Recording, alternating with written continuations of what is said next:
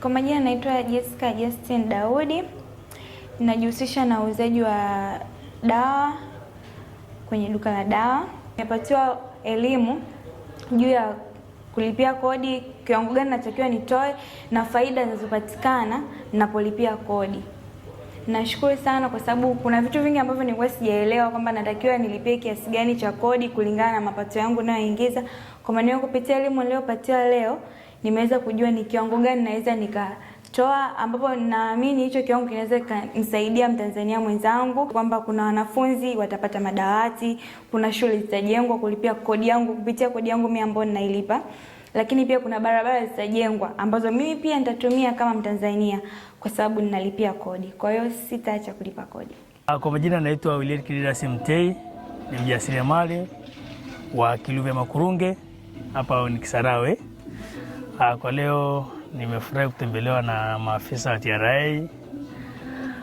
Kikubwa nilichokipenda ni kwanza namna mnavyofika na kumfikia mfanyabiashara.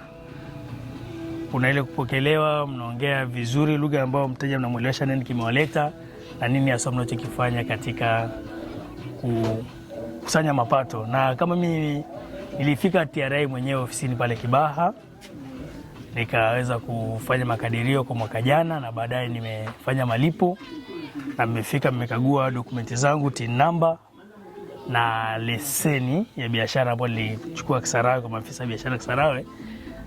Nipo safi kwa mwaka jana, ila kikubwa mmenihamasisha kwamba kwa mwaka huu kwa sababu mapato kuanzia mwezi wa kwanza mpaka mwezi wa 3 ni robo term, nifike kufanya makadirio na nimeahidi nitafanya hivyo kwa sababu kikubwa sasa nimekuja na elimu kwa mfanyabiashara, sio kutishana kwanza kufukuzana mtaani, kimbizana mara funga maduka kimbia.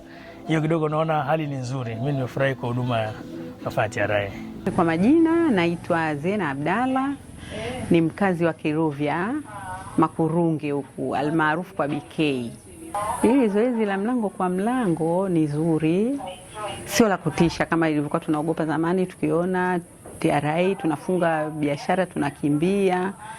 Ni zuri, linaelimisha.